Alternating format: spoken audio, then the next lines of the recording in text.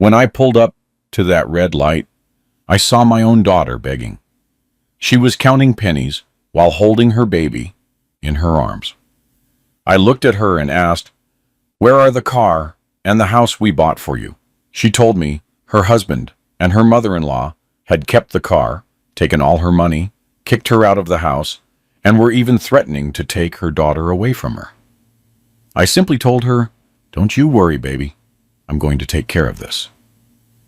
But before I get into it, don't forget to like this story and follow the page. Stay with me until the end of my story and let me know in the comments which city you're reading this from, so I can see how far my words have traveled. That afternoon, I was driving alone. The heat was unbearable, over 95 degrees, but I didn't feel like using a driver. Sometimes I just need some time to myself, so my head doesn't explode with the never-ending problems from home and work. I am 66 years old, but I still like to get behind the wheel myself for short distances. I was on my way back from the hospital, not because I was seriously ill, just a routine checkup. The doctor told me my blood pressure spikes when I get too worked up. And of course it spikes. My life lately has been nothing but one reason after another to be stressed. I stopped at a red light at a major intersection. Traffic was heavy. As usual, delivery bikes were weaving through the lanes, and the sound of car horns was constant. I checked my watch, then looked ahead, and that was when I saw something that felt like a physical blow to my chest. It was a thin woman, her hair a mess, her clothes dirty and worn out, her feet bare on the hot asphalt. She had a baby in a carrier on her chest. The little one looked overheated, her cheeks flushed bright red. The woman was walking from car to car, stretching out her hand, receiving coins that she counted quickly. It wasn't a calm counting. It was desperate, as if every single cent determined her survival. For a moment, I thought, how heartbreaking. But then, as she leaned down, I saw her face clearly. It was Simone, my daughter. Without a second thought, I rolled down the window. My voice came out before my brain could even process what was happening. Simone. She turned around. Her eyes went wide, but it wasn't surprise I saw. It was fear. The kind of fear you see in someone who has been caught doing something shameful. She quickly covered her face with her hand, but it was too late. I couldn't move for several seconds. I just stared at her. I saw her sharp cheekbones and her trembling hands. I saw the baby in the carrier. Maya, my granddaughter. Her little head was resting lifelessly. "Simone, get in, now," I said, leaning over to open the passenger door. She hesitated for a second and shook her head. "Dad, not here. Just leave me be." I cut her off, my voice louder than I intended. "Get in the car."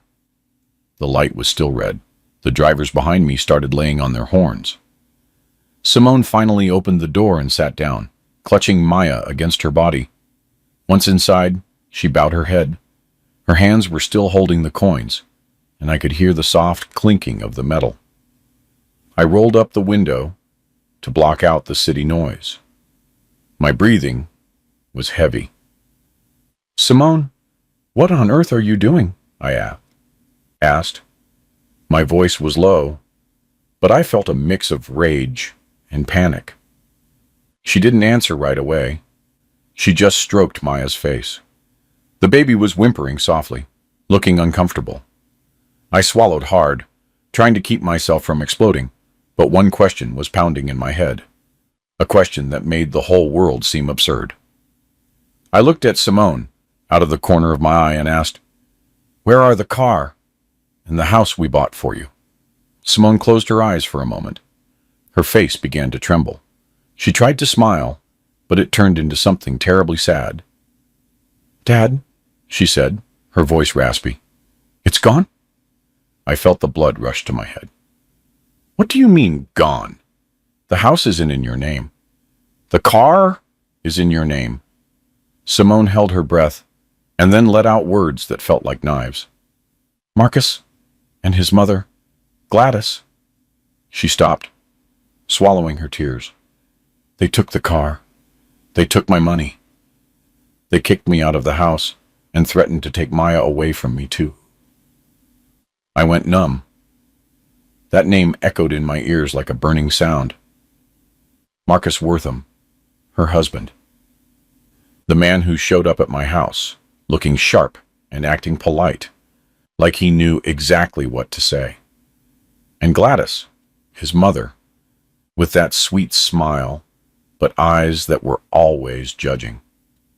I looked at Simone intensely. "They kicked you out? You're his wife. You're Maya's mother." Simone nodded quickly as the tears finally fell. "I tried to hold on, Dad. I tried to be a good wife. I thought if I was patient, they would change. I gripped the steering wheel so hard I could feel my nails digging into the leather." "Then how did you end up on the street?" I asked, my voice softening. I was terrified of the answer. Simone looked down at the coins in her hand, then at her bare feet, as if she was only just realizing how miserable she looked. "Because I don't have a dime, Dad," she whispered. "They took everything. Marcus said my money needed to be managed for the household to work. I gave it to him because I trusted him. Gladys said it was only natural, that a wife should support her husband." I shook my head in disbelief. "And the house?" Simone wiped her nose roughly. "I don't understand it all, Dad. At first, they just asked me to sign this and that. They said it was for administrative paperwork. Darnell was always there, too, pushing me." Darnell Wortham, Marcus's brother, the one who supposedly handles all their legal stuff. I felt sick to my stomach. Simone continued, her voice breaking. "Eventually, I asked about the car. They said they were using it temporarily. I asked for money for groceries and bills. Gladys called me a big spender. I protested. Marcus got angry. I tried to leave. They blocked me. I took Maya and ran. Marcus told me if I left, he'd keep Maya. He said I had no rights." I held my breath. My chest was tight. But I forced myself to stay calm. Simone cried silently for a few seconds and finally spoke, like someone who was just exhausted from living. "I'm staying under the bridge near the highway, Dad," she said through her tears. "I'm only begging so I can buy milk. Maya gets so hot during the day, and the nights are freezing. I'm scared. I'm so scared. They're going to find me and take her." The light was still red, but it felt like the world had stopped. I looked at Simone, then at Maya, with her eyes half closed. I wanted to scream. I wanted to lose it, but I knew if I broke down now, Simone would fall apart completely. I reached out slowly and touched her matted hair. "Why didn't you call me?" Simone shook her head, crying harder. "I was ashamed, Dad. I was afraid. They have my phone. They said if I told you anything, they'd hurt you too." I swallowed every emotion that was about to boil over. I nodded slowly, steadying my hands. I looked her in the eye, then back at the road. "Don't you worry," I said, slow and firm. "I'm taking care of this." When the light turned green, I moved forward slowly. Simone's head was still down, and Maya was starting to get fussy. The baby's cry was soft, but heartbreaking. I wanted to take them straight to my house, but my mind was working fast. If I went home now, Marcus probably had people watching. If they found out Simone was with me, they might show up with a group and cause a scene, claiming the child was kidnapped. I turned in the opposite direction of my house. Simone panicked immediately. "Dad, where are we going?" "No, don't go to the house." "I know," I replied. "That's why we're not going there." She looked at me with bloodshot eyes. "They might be looking for us. Marcus has a friend who's a security guard at your subdivision. Gladys knows everyone. If they know I'm with you, that's why I'm putting you somewhere safe first, I said. I headed for a small motel I knew. It wasn't a big chain hotel. It was a quiet place, tucked away. The owner was an old friend of mine named Mr. Henderson. He's a talker, but he knows how to keep a secret. I parked in the back and we went through the side door. Mr. Henderson's jaw dropped to Tryon when he saw Simone. Lord have mercy, Elijah. Is that Simone? I held up a finger, signaling him to keep it down. Sir, please, I need a room, the most secluded one you've got, away from the street. Mr. Henderson didn't ask questions. He nodded quickly and called his staff to bring water and a small fan. Simone just sat on the bed, clutching Maya like she was afraid someone would snatch her at any moment. Once inside the room, I locked the door and turned the deadbolt. Only then did I dare to take a deep breath. First, let me see Maya, I said. Simone hesitated, but finally shifted the carrier. Maya was sweating, her little body burning up. I'm no doctor, but I know a baby needs milk and a cool place, not car exhaust and scorching asphalt. I opened my bag, took out my water bottle and some wipes, and called Mr. Henderson on the room phone. Sir, please, get me some baby formula for a 10-month-old and some diapers. And please, don't tell a soul. Understood, Mr. Henderson replied firmly. I like men like him. They talk a lot, but when the chips are down, they move fast. Simone was still sitting with her head down. I sat across from her. Simone, I said, my voice softer now, tell me everything from the beginning. Slow and clear. I need to know it all. She wiped her cheeks. I'm afraid you'll be angry. I am angry, I answered honestly, but not at you. I'm angry that they treated you this way. Simone looked at me, as if she could hardly believe I was still on her side. She started talking, and every word made my chest burn more. She told me that after they got married, Marcus changed bit by bit. In front of others, he was the perfect, attentive husband. At family gatherings, he was the most respectful, well-spoken man. But at home, he started controlling the small things. Simone had to tell him if she wanted to go out. She had to ask permission to buy anything. I thought it was normal, Simone said, her voice tiny. I thought maybe he was just being protective. Then Gladys moved in closer. She lived nearby and would show up unannounced. She said it was to help, but really it was to watch. Gladys told her she had to learn how to be a good wife. If Simone mentioned any problem, Gladys called her spoiled. She told Simone that I, her father, meddled too much and that it made her weak. I clenched my fists. What exactly did she say about me? Simone swallowed hard. She said if I saw you too often, my marriage wouldn't be blessed. She said you would surely look down on Marcus. I let out a short, bitter laugh.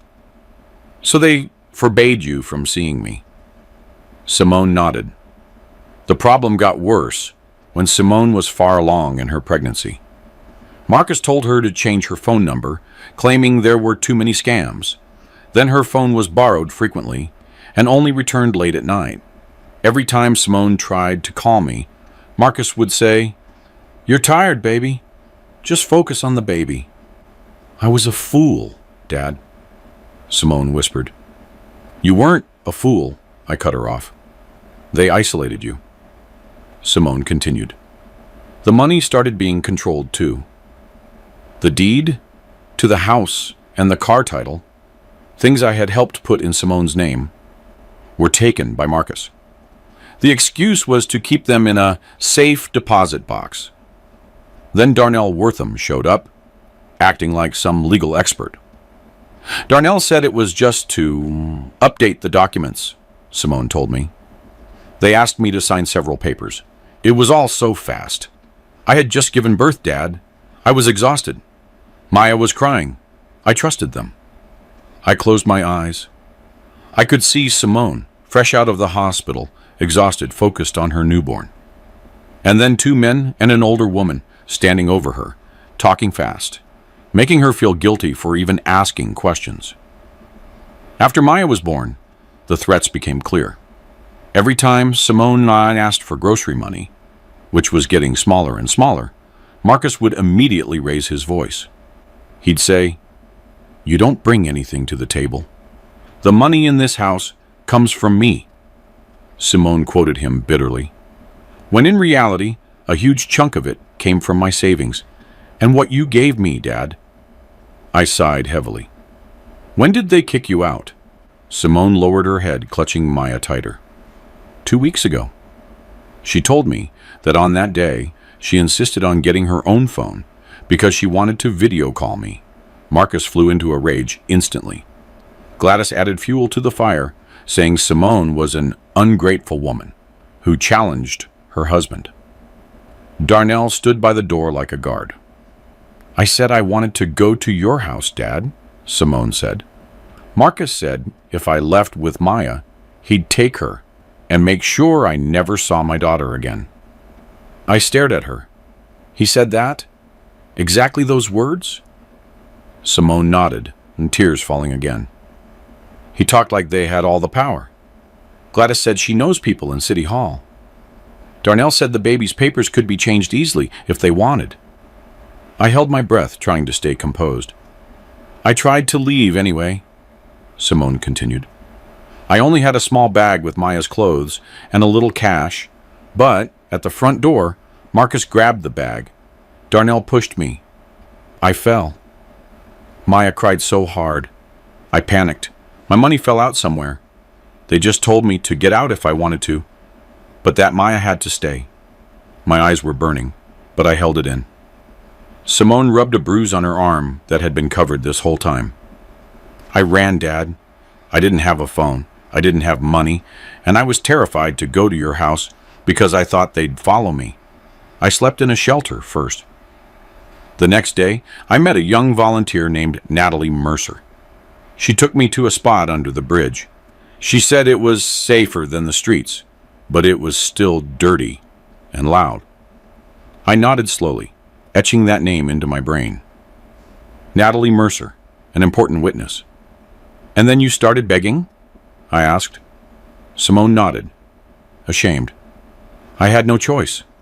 Maya needed milk. It didn't matter if I went hungry, but Maya.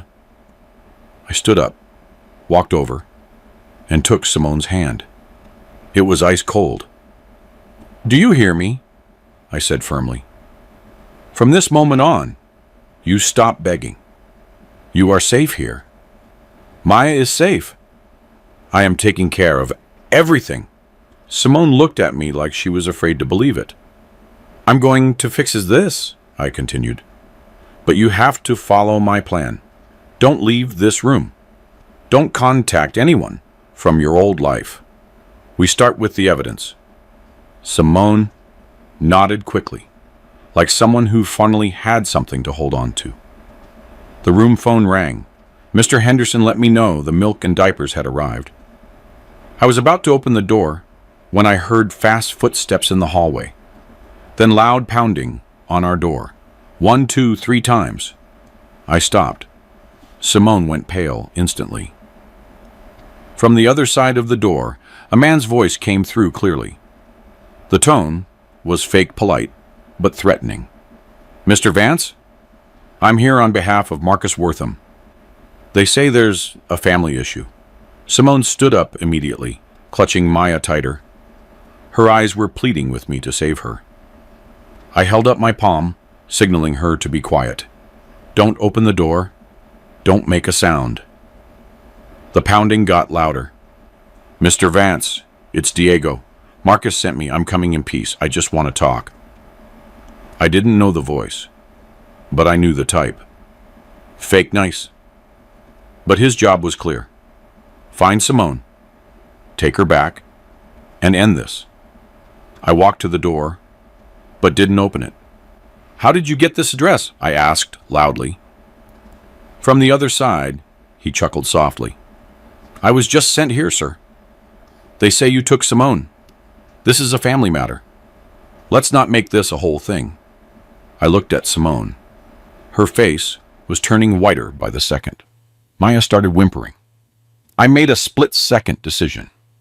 I opened the door just a crack, enough to block the opening with my body. I saw a man in his 30s, wearing a pressed shirt and a forced smile. His eyes immediately tried to peer into the room. I stood my ground, blocking his view. Simone isn't here. He leaned behind, trying to peek. Sir, don't be like that.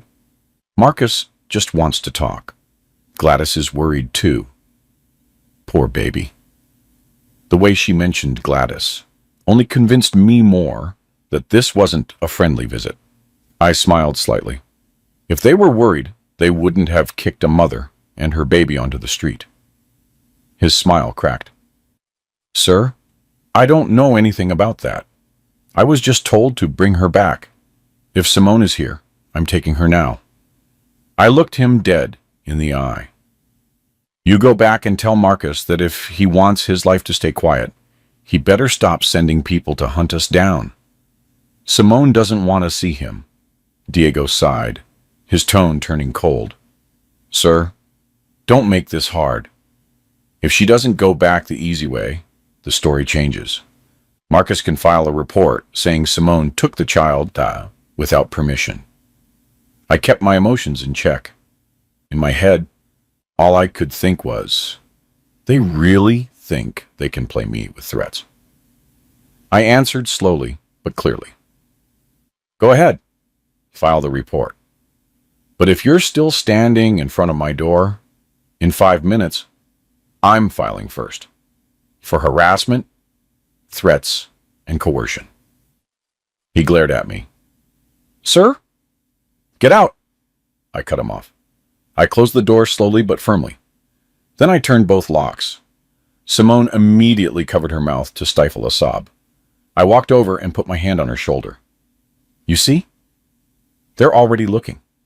Simone was shaking. Dad, how did they know so fast? I looked at the window, then back at the door. Who knows if they followed us from the light or if someone saw us. But one thing is clear. They're terrified that I found you. I took my phone and called Mr. Henderson immediately. Sir, is there someone from my son-in-law's side in the hallway? Please make sure he leaves. If you have to, have a couple of your guys walk him out. No scene. Mr. Henderson just replied. Consider it done. Simone was still hugging Maya. I saw her dirty hands, her short, jagged nails. I knew she had been holding it together alone for way too long. I pulled up a chair and sat in front of her. Now listen, we won't win this if we only use anger. We have to use evidence. Do you remember everything they took? Money? Documents? All of it. Simone wiped her eyes. Marcus has my debit card. He said he'd withdraw the money for the house expenses.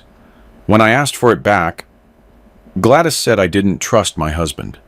That account is in my name. And the house papers? Simone hesitated. There's a blue folder. Marcus keeps it in the master closet. The deed, the car title. I saw them last a few months ago. What I signed after I gave birth, what was it? Simone shook her head quickly. I didn't have time to read. Darnell wouldn't stop talking. He said it was just to transfer vehicle data and fix house documents. I was wiped out, Dad. Maya was crying. I just wanted them to stop. I breathed slowly. Darnell's motive was clear. He was the operative handling the dirty work. Marcus's motive was clearer. He wanted control of everything. Gladys's motive, greed and a hunger for power. For people like Gladys, a daughter-in-law isn't a person. She's an asset. I stood up, and we start with the fastest thing. Your bank account. Simone looked confused. I don't have access. I have a contact at the bank, I replied. But before that, you have to be sure. If they can find you here, it means this place isn't safe for long either. Simone panicked. Dad, I'm so tired. I know. I leaned him down looking her in the eyes. That's why you're coming with me now, but not to my house. We're going somewhere even more secure, and starting tonight, you can't be seen anywhere. Simone swallowed hard. Like hiding? It's not hiding, I said. We're taking a step back so we can hit them harder. Mr. Henderson knocked softly. I opened it a bit. He's gone, he whispered. But I'm not sure he went far. I nodded. Thank you, sir. Once the door was closed, I immediately called a contact. I hadn't dialed in a long time. The name appeared. Attorney, Julian Ashford. I dialed. Julian picked up fast. His voice was calm. Elijah Vance. Julian, I need you, I said without preamble. My daughter Simone was kicked out by her husband. They stole her assets. They're threatening to take her baby. I need sure steps, fast ones, and I need them to be irreversible. There was a second of silence. Then Julian responded firmly. Elijah, stay calm. Don't go to your house yet. Don't contact the other side again. Tell me everything slow. I'm taking notes. Simone was watching me. For the first time, there was a glimmer of hope on her face. I covered the phone for a moment and told her, This is Julian Ashford. He's a lawyer who doesn't play games. Simone nodded. Her tears fell again, but this time it wasn't just despair, it was relief. I went back to the phone. One more thing, Julian. They already sent someone to find us. A guy named Diego. Says he's with Marcus. Julian's tone sharpened. That means they're scared. Good. Elijah, keep this in mind. From now on, every single communication is recorded. And if we can, let's find the money trail. I have a private investigator, Ray Mercer. He can help track things. I closed my eyes for a moment. All right, that's the path. I looked at Simone and Maya. I knew this wouldn't be settled today or tomorrow, but one thing was for sure. I wasn't going to let my daughter and granddaughter live under the thumb of greedy people. I looked at Simone and said slowly, From now on, you aren't a victim on the run. You are a witness, and they are going to pay. That night we moved, not far, but enough to shake anyone following us. I used a different car from an old driver of mine. I changed the route and asked Mr. Henderson not to say a word if anyone asked. Simone was in the back. Maya was asleep in her arms. Simone's face looked exhausted, but her eyes were alert, like someone who expects the door to be kicked in at any moment. We went to a small, empty cottage owned by a cousin of mine who's been out of the country for a while. It wasn't luxury, but it was fortified. The neighbors were quiet, and the location had zero connection to my address. Once the door was locked, Simone sat on the living room floor. I put Maya on a thin mattress I'd prepared. I didn't think I'd be sleeping in a place like this, Dad, she whispered. I leaned down in front of her. It's temporary. What matters is you and Maya are safe. Simone nodded and suddenly started crying again. It wasn't an explosion. It was quiet and deep until her body shook. I feel like I failed, she said. I feel like you must be so disappointed in me. I held back my own emotions. I'm disappointed in Marcus and his family. Not you. Simone wiped her face. I'm afraid they'll come tomorrow. They might try, I answered honestly. But tomorrow we aren't staying quiet.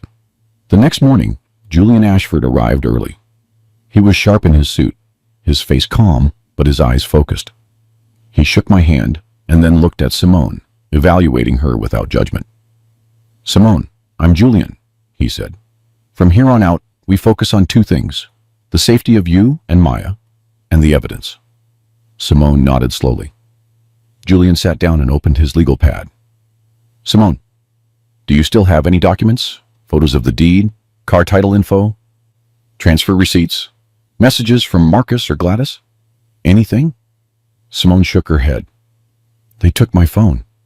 Everything was on my old device. I stepped in. Her old number is dead too. They have it. Julian nodded. All right, then we go a different route. I'm calling in my team.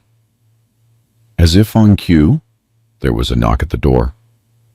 I tensed up by reflex. But the man who entered was about 50 years old, built solid, with a firm stride. Julian stood up. This is Ray Mercer. He handles the money trails and asset tracking. Ray looked at me with respect. Mr. Vance. I acknowledged him. Ray sat down and got straight to the point. Sir, I need basic data. Simone's full name, date of birth, her bank, roughly how much was saved, and when she last had access. Simone listed everything she could remember. Her voice was small, but clear. I could see she was trying to be strong, even though she was still terrified. Ray took notes quickly. One more thing, Ray said. Who was the one pushing Simone to sign things most often? Darnell, Simone answered softly. Darnell wore them. Ray nodded. The operative is usually the one. He's the weak link. I looked at Ray. Sir, I don't want this to just be family drama. I want them to pay. Ray responded without expression. If the evidence is there, they will. Just a few hours later, my phone started ringing off the hook. There were calls from unknown numbers, messages from distant cousins, and group chats I'd silenced long ago. I opened one message. Its content made my blood boil. Mr. Vance, excuse me, but is it true Simone ran off with the baby? Poor Marcus. They say Simone is very unstable right now. I understood immediately. Gladys was playing the court of public opinion. I opened the family group chat. There were dozens of messages. Some called Simone ungrateful. Some said I was meddling. Some said we should settle this quietly. Then a message came from an unknown number, short but sharp. Mr. Vance, if Simone doesn't come back, we're filing a report. Don't make the family look bad.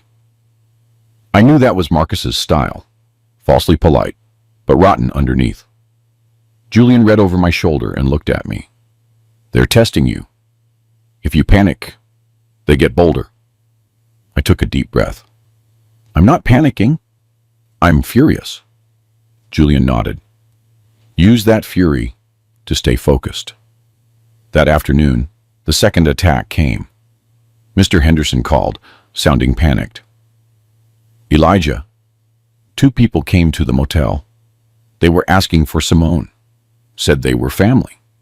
I told them I didn't know, but they threatened to cause a scene. I clenched my fists.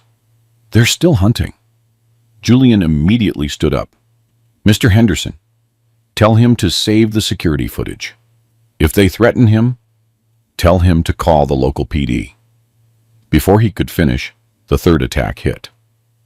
Simone's new phone vibrated. Only I, Julian, and Mr. Henderson had this number. Simone went pale. Dad, how do they know? I took the phone and read it. The message was from an unknown number. You think you can hide. That money belongs to your husband. If you don't come back, get ready to lose that little girl. Simone immediately grabbed Maya as if someone was about to snatch her right then and there. Maya woke up and started crying. I stroked my granddaughter's head and looked at Simone. You see, this isn't about them wanting you back for the best. They want power. Julian looked at the screen. His face went dead serious. A new number can leak if someone has access to the provider or if someone close-talked. But what's clear is this is a threat. We save it. Ray stood up slowly. Sir, I have some initial info. I turned quickly. What? Ray opened his phone, showing his notes. There are suspicious transactions from Simone's account over the last few months. The pattern is regular. The amounts are significant. And the destination is a third-party account. connected to a credit union Gladys Wortham is involved with. Simone covered her mouth. So, my money. Ray nodded. Yes, this is just the beginning, but the direction is clear. Simone's money was diverted. I looked at Julian. That means they did steal from her. Julian nodded. And they'll claim it was for the family. That's why we have to prove it was embezzlement, not an agreement. I sat down, holding back my emotions so I wouldn't explode in front of Simone. I had to be the pillar, not the fire. Suddenly, my phone buzzed again. This time, it was a video call from an unknown number. I almost declined it, but Julian stopped me with a gesture. Answer it, but don't say much. I answered. The screen showed Gladys. Her face was full of smiles, but her eyes were cold. Behind her, I caught a glimpse of Simone's living room, the house I had helped furnish. Mr. Vance, Gladys's voice was sweet but sharp. We can finally talk. I just want my granddaughter back. Simone is unstable. You shouldn't make things worse. I looked at her without smiling. Your granddaughter is also my granddaughter. Gladys laughed softly. Yes, which is why it's better if you hand her over so Maya can be raised in a proper environment. Simone is out there wandering. It's not appropriate for a child to grow up like that. I felt my head getting hot, but I held it. Gladys continued in her sweet tone. If you're stubborn, don't blame us if we take measures. Marcus is the legal husband. His rights are clear. Then the screen shifted. I saw Marcus standing behind Gladys. He had a slight smirk. Marcus looked at the camera and said slowly, like he was negotiating a business deal, Mr. Vance, bring Simone back. If not, tomorrow I file an official report. And after that, don't be surprised if Maya isn't with Simone anymore. I ended the video call without a word. My hands were shaking. Not with fear, with a rage that had finally reached its limit. Simone was looking at me from the sofa. Maya was still crying softly in her arms. They mean it, Dad, she said, her voice raspy. They do, I said, looking at them both, which is why we have to be even more serious. Julian immediately went into action. Elijah, we don't respond to that threat with emotion. We save it. That's evidence. Ray nodded. Stuff like this is usually used to pressure the victim to come back. I looked at them both. I don't want Simone to go back. I want them to fall. Young Julian looked at me. If you want them to fall, we need a confession and a clean money trail. We have the threats. Now we look for evidence of asset embezzlement. I stood up. I paced back and forth, forcing my brain to cool down. What's the fastest step? Julian opened his notes. First, Simone stays safe and stays hidden. Second, we need Gladys or Marcus to admit openly that they consider the car, the house, and Simone's money as their own. If they admit that, it strengthens the case. Simone wiped her face. They won't admit it if they suspect anything. I looked at Simone and sighed. They'll admit it if they feel like they've won. Julian looked at me like he could already guess where I was going. You want to set bait? I nodded. I want to meet Gladys, but Simone stays here. Simone panicked immediately. Dad, don't go. Gladys is evil. She's capable of anything. I took Simone's hand. Listen, I'm going to the meeting. Not you. Gladys only acts up with you because you were alone. With me, she'll try to be sweet. And that's usually when people like her talk too much. Julian took out his phone. If we do this, the meeting has to be structured. A crowded place, but not too close to their house. You go alone, but Ray and I will be nearby, recording the conversation. I looked at him. Is that allowed? It is for evidence purposes in a legal dispute, as long as it's handled correctly, Julian replied. I'll handle the legal side. We use it for the case? Ray added, if you can make Gladys feel like this is about money, greedy people are easily provoked when they hear the word settlement. I nodded slowly. Gladys's motive, money and power. Marcus's, control and pride. Darnell, enjoying being the right-hand man who can squeeze people without getting his hands dirty. That afternoon, I sent a message to Gladys's number. It wasn't long, just one sentence that I intentionally made sound weak. Mrs. Wortham, I want to talk reasonably. I don't want this to become an embarrassment. Let's meet tomorrow. You pick the place. Her response came back fast, like she was waiting for me to surrender. Fine, Mr. Devance. Tomorrow at 11 at the cafe near the main avenue. I'm bringing Marcus so everything is clear. I read the message and looked at Julian. He's bringing Marcus. Julian nodded. Good. The more people talk, the more mistakes they make. That night, Simone barely slept. She got up several times to check on Maya, then the door, as if she feared someone would burst in. I stayed in the living room on purpose, sitting near the door so she could see I was there. I feel terrible, Dad, she whispered when it was almost dawn. You had to deal with all this because of me. I looked at her. You're my daughter. If you fall, I fall. The difference is, I still have the strength to get up and pull you with me. In the morning, Julian prepared everything. He coached me on how to talk. Don't attack, don't blame, just provoke the confession. Ray said he'd find a spot to watch without being noticed. Before I left, I called Natalie Mercer. I got her number from Simone. Simone remembered Natalie had let her use her phone for a moment. Natalie picked up. Her voice was young but firm. Hello, Natalie. This is Elianda, Simone's father. Thank you for helping my daughter. And Natalie sounded surprised, then responded quickly. Yes, sir. I couldn't just stand there seeing a baby like that. I'm going to need you later as a witness to Simone's condition when you found her, I said. Not right now, but when the time comes. Natalie got serious immediately. I'm ready, sir. At 11, I walked into the cafe. I was dressed simple, but neat. I didn't want to look like I came to fight, but I didn't want to look weak either. Gladys was already sitting there with an expensive bag and a face made up to look sad. Marcus was sitting next to her. His smirk was thin, just like on the screen. Gladys stood up and took both my hands in hers, as if we were close family. Mr. Vance, I'm so stressed, sir.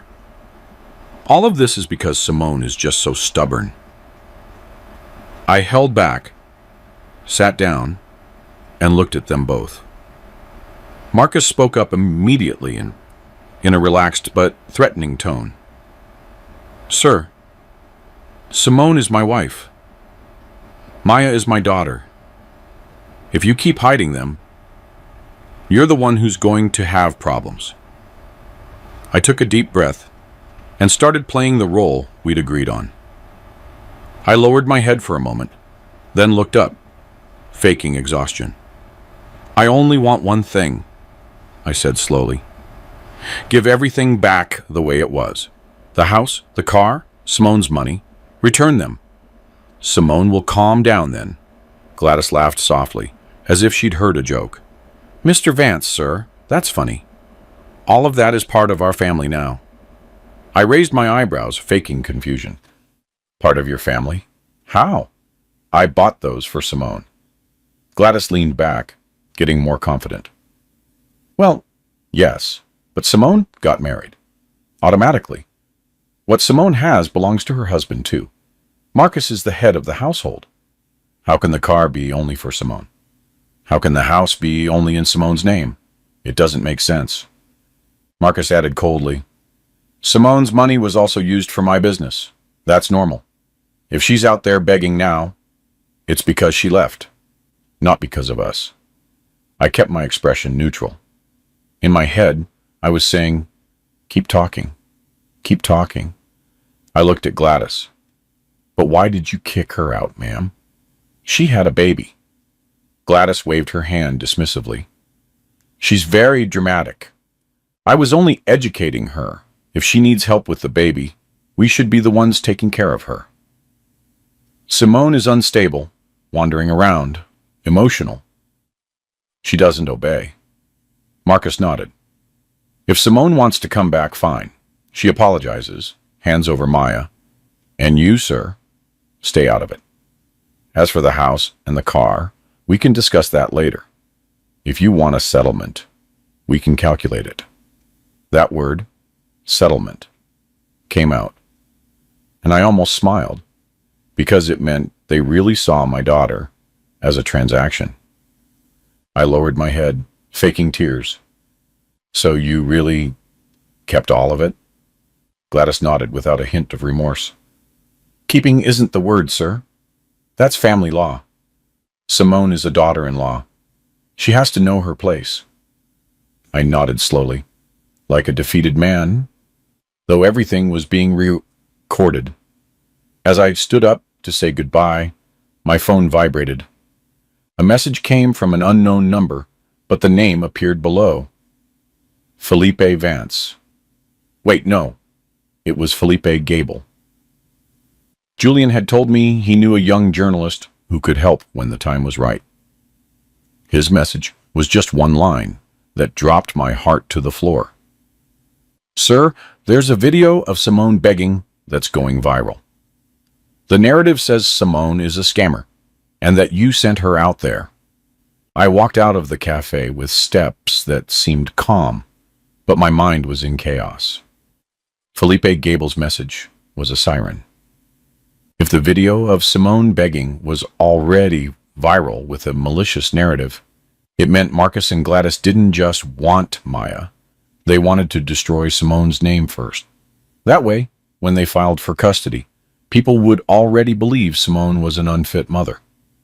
I got into the car, closed the door, and called Julian. Julian, the video of Simone went viral. They're saying I sent her. This is a PR war now. Julian wasn't surprised. I expected it. Elijah, don't respond anywhere. Don't clarify yet. We save all the evidence, and then hit them with a clean blow. I have to get back to Simone now, I said. Go back, but not to your house. Go to the safe spot. And please take a longer route. Don't go direct. I nodded even though he couldn't see me. After hanging up, I called Felipe immediately. Felipe? It's Elia. Yes, sir. Julian told me. I found the video on several accounts. The narrative is the same on all of them. Like, Simone is begging on purpose to create drama and get sympathy.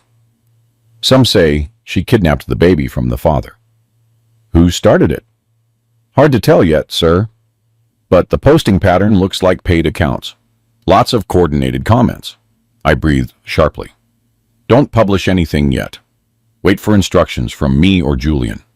I want evidence first, not a debate. Understood, sir, Felipe replied. When it's time, I can help make a clear timeline, but for now, I'm monitoring. I hung up and drove back to the Simone house, using a circuitous route. All along the way, my notifications were pinging. Some were sympathetic, some critical, some acting wise, some openly blaming Simone. What disgusted me most was a message from someone in the extended family. Mr. Vance, excuse me, but maybe Simone was always just spoiled. Poor Marcus. I wanted to reply, but I held back. Julian was right. If I got into the fight now, I'd be giving them a stage. When I reached the safe house, I found Simone sitting on the floor, near Maya's mattress. Her phone was in her hand, her face pale. Dad, she spoke slowly. I saw the video. They're saying I'm a scammer. I leaned down in front of her. Listen, yes, you were begging. That's a fact. But the reason is what they were twisting, and we have the truth. I'm scared, Simone whispered, and If people believe them, they can take Maya. I looked her in the eye. That's why you have to be strong. If you stay scared, they win. A knock at the door. Julian and Ray entered. Julian immediately opened his laptop. We're moving to the security phase, Julian said. This is dangerous now. They're going to try to attack through formal channels. Formal channels? You mean the police? Could be the police, could be SEEPs, could be the local precinct, Julian replied. They'll claim Simone ran off with the child. We have to be ready, Ray added. And they might show up in a group, bringing people to act as witnesses. I looked at Julian. What do we do now? Julian started listing steps, clear and fast. First, we make an official record of Simone's condition when she was found. Barefoot, holding a baby, no money, and the reason why that happened. We need witnesses. I immediately remembered Natalie. Natalie Mercer can be a witness. She helped Simone under the bridge. Julian nodded. Good. Second, we secure the threat evidence. Every message from Marcus, Gladys, Darnell, save them. Don't delete a thing. Simone nodded. Third, Julian continued, we secure Maya's status. At a minimum, we need a medical record and an assessment of the baby's needs. So, if they try to say Simone is negligent, we have data. I can take Maya to the pediatrician today, I said. Don't go alone, Julian said. Ray, go with him. Before we could even finish, Simone's phone buzzed. Another unknown number. Simone looked at me with fear. I took the phone and read it. The message was short and cold. Tomorrow we're coming for Maya. You can come along if you obey. If not, get ready to lose her. I felt Simone's hand grip my arm. Maya whimpered on the mattress. I looked at Julian. This is too much. Julian looked at the message. This is a direct threat. Good for evidence, but it also means they might act fast. Ray nodded. Sir, I have more info. Simone's car is definitely at Gladys's house, but I also found out they're trying to sell it fast through a middleman. And the house in Simone's name?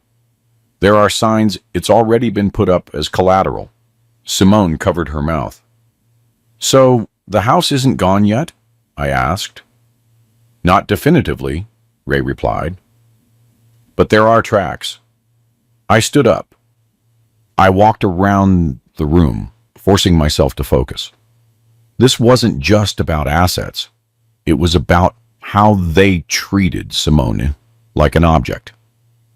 Julian looked at me. Mr. Vance, I suggest we file an official report tomorrow for embezzlement and threats. But before that, we secure our position. Don't let them get anywhere near Maya. Simone looked at me. Her voice was shaking, but it was firmer than before. Dad, I'm tired of being afraid. I want to fight, but I don't know how. I looked at her, really looked at her for the first time since the intersection. I saw her standing up, even if she was still wobbly. You don't need to know everything, I said slowly. You just have to hold on and be honest. Leave the rest to me and the team. Julian closed his laptop.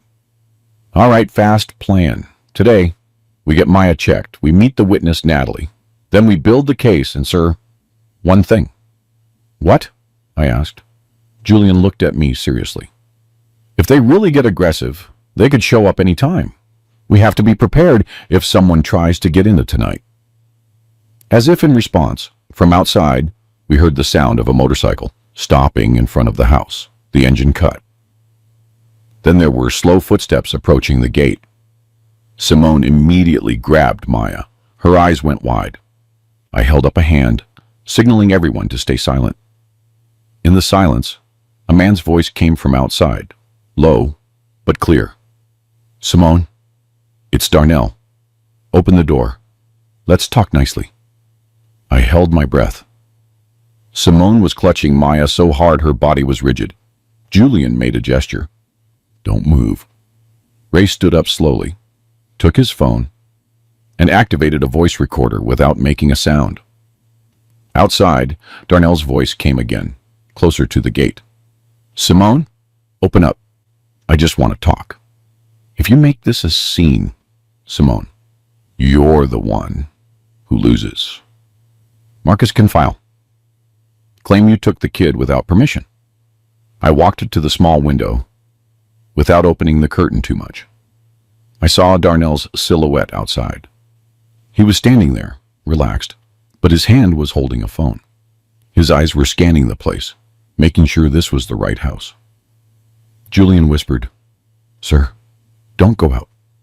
I'll talk." I shook my head slowly. "Let me." I walked to the door, which was still locked. I spoke from inside, my voice steady. "Darnell, get lost." Darnell laughed softly. "Mr. Vance. Wow, the man himself is there. Good. Makes it easier. Tell Simone to come back, sir. Marcus is tired of this. Gladys is too. This is getting embarrassing." I kept my cool. "What was embarrassing was when you kicked Simone out with a baby. You think I don't know?" Darnell sighed, like a man acting mature. "Sir, that was a misunderstanding. Simone is very emotional. She left on her own. We didn't tell her to go beg either. I almost laughed, but I held it. What are you here for?" "To negotiate, sir," Darnell replied quickly. "To end this, tell her to give Maya back. Then the house and car thing, we can fix it. Marcus isn't a bad guy, he just, a household has rules." Ray suddenly spoke from behind me, his voice flat but sharp. "What rules? Rules about taking people's money, stealing their car, and then threatening to take their child?" Darnell went quiet for a moment, then his voice turned colder. "Who's that?" "None of your business," I replied. Darnell stepped closer to the door, his voice pressing.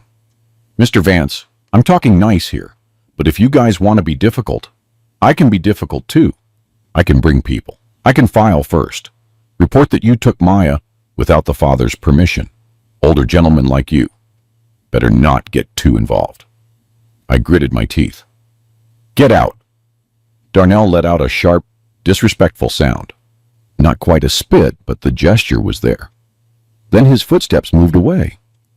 The bike started up and faded into the distance. As soon as it was silent, Simone collapsed into a chair. Her breathing was ragged. "I'm scared, Dad," she whispered. I leaned down, holding her shoulders. "Fear is natural. But from now on, we use that fear to be careful, not to give up." Julian held up his phone. "I got the recording. Darnell just admitted they're fixing the house and car and repeated the threat of a lawsuit. And more importantly, they know this house. That means this place isn't good for long." I looked at them both. "I'm tired of moving. I wanted to end this."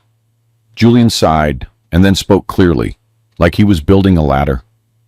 "If you want to end it, we hit back starting today." Simone looked at him, her eyes red but with a small spark. "How do we hit back?" Julian opened his folder. "First we file the official report. Embezzlement. Signing under coercion. Threat of child abduction. We present it with a clean timeline." I nodded. "Do it." "Second," Julian continued, "we send a formal demand letter and a request to freeze the assets. At a minimum, we send a signal that the house and car are in dispute. That makes it hard for them to sell." Ray added, "I can also find the middleman they're using to sell the car. There's always a trail." I looked at Simone. "Are you ready?" Simone swallowed. "I'm ready, Dad. I don't want Maya to be their toy." That was the sentence I was waiting for. Simone wasn't just a victim anymore. She was becoming a mother who fights. I took my phone and texted Felipe Gable. "Felipe, hold everything for now. Don't post any clarifications. Wait until I tell you." Felipe replied fast. "Understood, sir. Ready when you are." Julian stood up. Now, the third step. We provoke Marcus to come onto our turf, to talk and fall into the legal trap. Simone tensed up. I have to see Marcus? No, Julian replied quickly. Simone stays safe. The ones who see Marcus are Mr. Vance and me. We invite him as if it's a family mediation, but in my office, everything is on the record. I looked at Julian. Will he come? Julian smiled slightly. Marcus likes to feel like he's winning. He'll come if he thinks he can pressure you and ask for a ransom. Plus, after the viral video, he feels he has the upper hand. I breathed deeply. All right, invite him. Julian immediately sent an official message to Marcus. An invitation to mediation, time and place set. No mention of lawsuits or police, just a peaceful family resolution. Simone looked at me doubtfully. Dad, if he brings Gladys, let her come, I said. The more mouths, the more mistakes. That afternoon we moved one last time. To a condo owned by an old friend that was rarely used. No name on the directory. Strict security. Keycard access. Simone finally managed to sleep a bit more soundly. Maya had her fill of milk and fell into a deep sleep. I couldn't sleep myself. My mind was full, but my heart felt lighter. For the first time since that red light, I felt like I was in control. The next morning, I arrived at Julian's office. Julian had prepared a small conference room. There were security cameras in the office. There were staff members who knew when to step in if things got heated. Ray was sitting in another room, ready with the data he'd gathered. The clock hit the hour. The front door opened. Footsteps coming in. Confident, sure. Marcus Wortham appeared in the doorway, dressed sharp with that thin smirk, like a man coming to collect a win. Mr. Vance, he said relaxed. Finally, the man wants to talk sense. Marcus sat down with ease, acting like he owned the room. His suit was impeccable, his hair perfectly combed, and his face didn't look at all like a man who had just lost his wife and daughter. Instead, he looked like a creditor coming to settle a debt. Let's go, sir, he said. I don't have all day. I want this fast. Simone comes back. Maya comes back. Done. I looked at him without smiling. You talk as if you lost something when you were the one who kicked them out. Marcus sighed, faking exhaustion. You heard Simone's side of the story, right? Simone is great at drama. She left on her own. It's embarrassing for me too, sir. That video of her begging makes my family look bad. I raised my eyebrows. Your family looks bad? You think Simone and a 10-month-old baby beg for fun? Marcus leaned forward, his voice low but pressing. Sir, I don't want to argue. I want solutions. You return Maya. I can tolerate Simone staying at your place for a bit, but I still have parental rights. Julian Ashford, who had been quiet until then, finally spoke up. Marcus, you're here for mediation, but I have to explain that every word you say is being recorded. Marcus smirked. Go ahead, counselor. I'm not afraid. I'm the legal husband. I took a deep breath and went to the point. I asked directly, I'm asking you one thing. Simone's car, which is in Simone's name, where is it? Marcus looked at me without expression. The family uses it. It's still the family car, sir. The house in Simone's name? I asked again. Marcus shrugged. The house is the family's too. Simone is my wife. I squeezed my emotions to keep them orderly. The money you withdrew regularly from Simone's account, what was it for? Marcus chuckled. For business, sir. To keep the gears turning. Since when can a husband not manage the finances?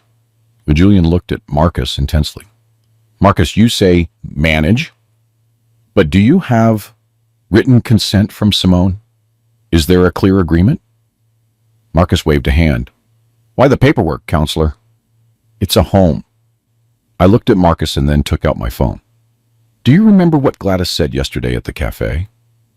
Marcus went quiet suddenly. His eyes shifted fast, looking for an exit. I pressed play on the recording. Gladys's voice came through clearly. About the car and the house. That's family, right? If we need the girl, we'll take care of her. Simone is unstable. The recording wasn't long, but it was enough to change the air in the room. Marcus straightened up. What is that? You recorded us? Here Julian stepped in calmly. That is a confession. And that's not all. Julian nodded toward the door. Ray Mercer walked in, carrying a thick folder. Marcus looked at Ray with annoyance, as if only now, realizing this wasn't a normal meeting. Ray opened the folder and laid several pages on the table. Marcus, this is the transfer pattern from Simone's account, Ray said. Regular, large amounts. And the destination is a third-party account connected to a credit union Gladys Wortham is tied to. This is the trail. Marcus laughed sarcastically, but it was hollow. That's a lie. Maybe Simone transferred it herself. Julian immediately added, Simone didn't have access to her phone or debit card during that period. There are witnesses. There are threat messages. And there's a text from you telling Simone to obey or lose Maya. I pressed the screen, showing the threat message that had arrived yesterday. Marcus looked at it and quickly looked away.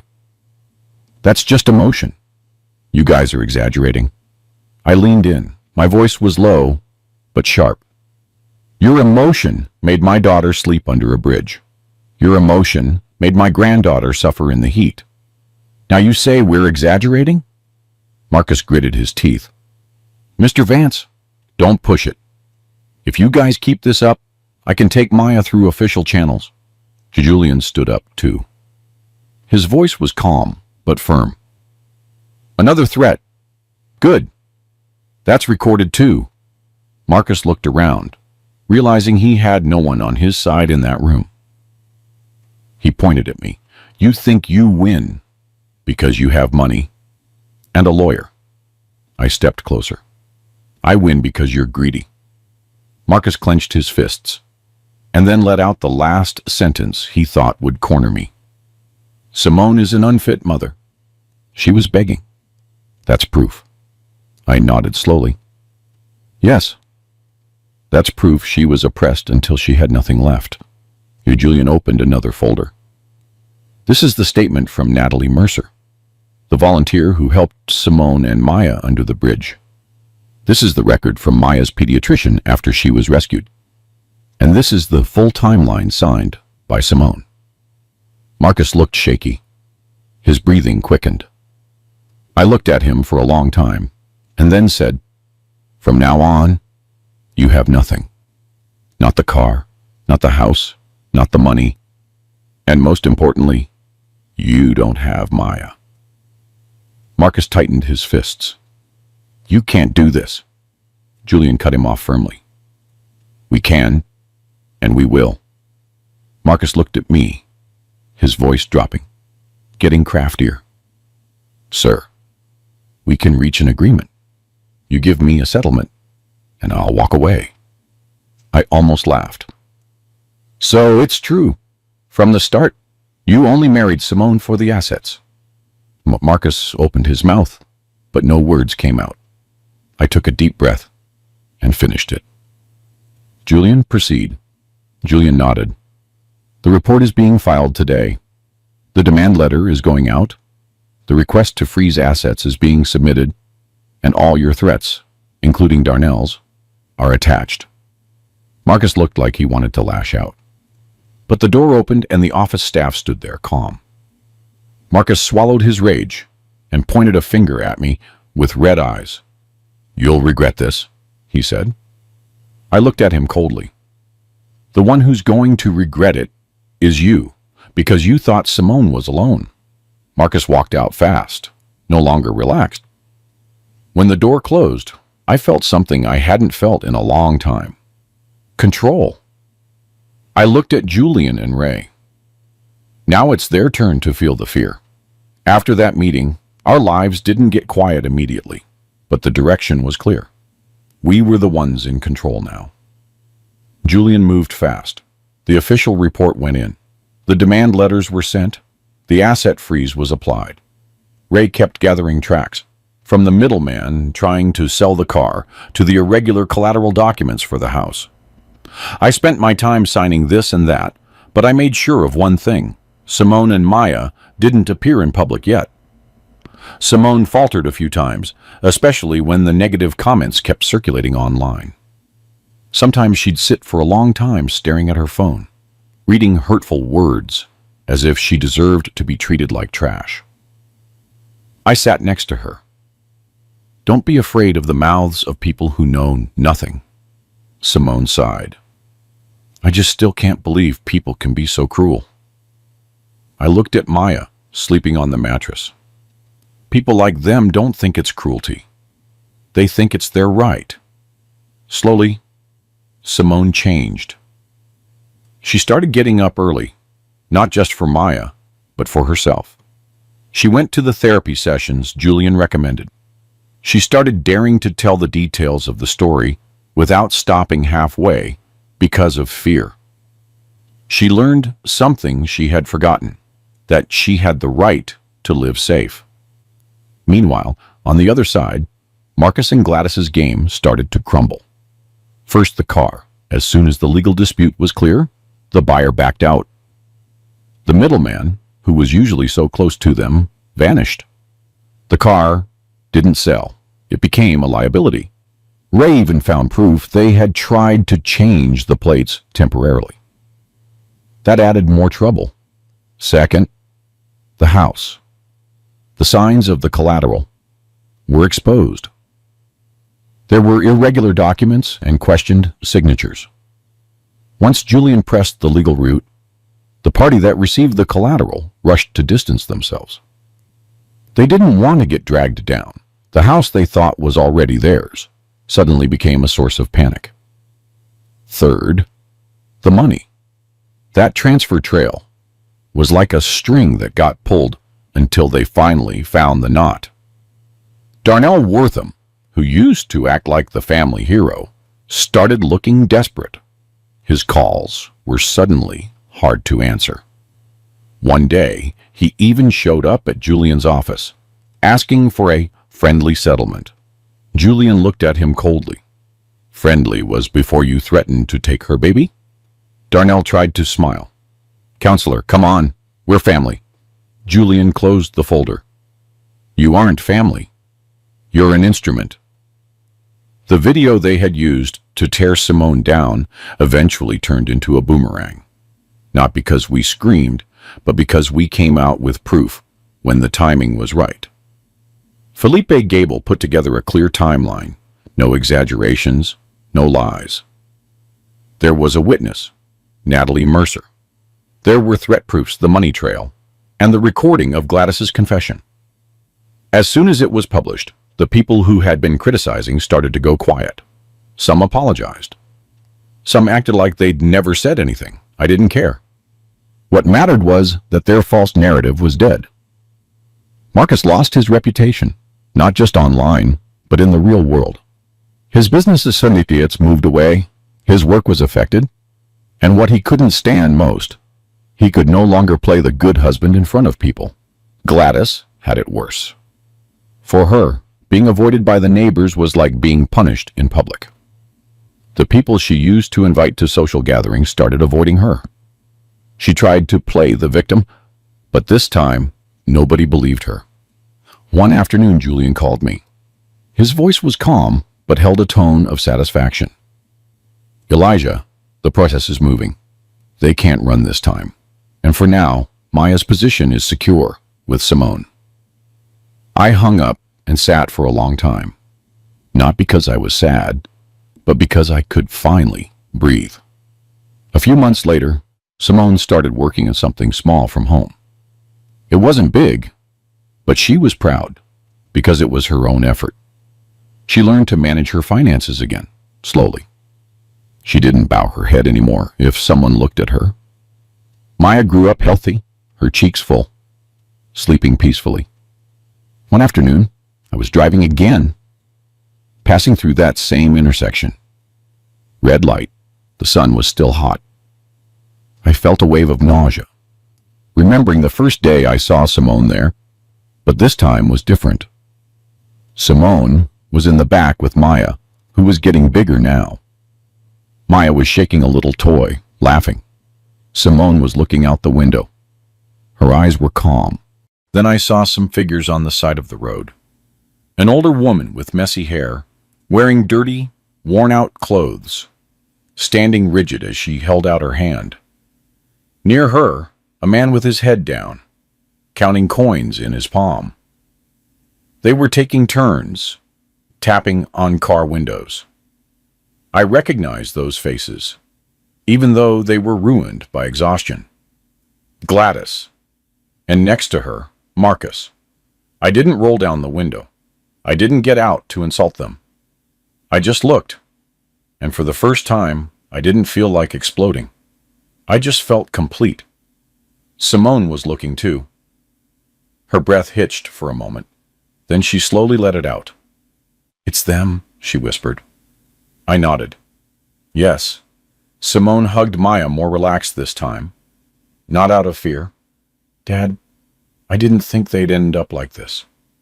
I looked ahead. "You were standing there alone before. Now, you aren't alone. They're finally feeling what they did." The light turned green. I moved forward slowly, passing them by. Gladys managed to look at my car, as if she wanted to scream, but no voice came out. Marcus kept his head down, counting pennies, like a man only just realizing that the world can't be controlled by him forever. In the back seat, Simone whispered to Maya in a warm voice, "Let's go home, baby." I nodded. Though nobody saw it, my chest felt light. Not because I was happy to see someone fall, but because I had finally gone to get my daughter from a place she should never have stepped foot in. And this time, I wasn't late. If this story made you reflect on the value of family, how karma always finds those who do harm, and the importance of not giving up when life hits us hard, I'd love to hear your thoughts. Tell me in the comments what you would have done in Elijah's place. Have you lived through something similar? Or know someone who has? Your story matters too. If this story touched your heart, don't forget to like, follow the page, and turn on notifications so you don't miss more stories like this. Share it with someone who needs to hear it.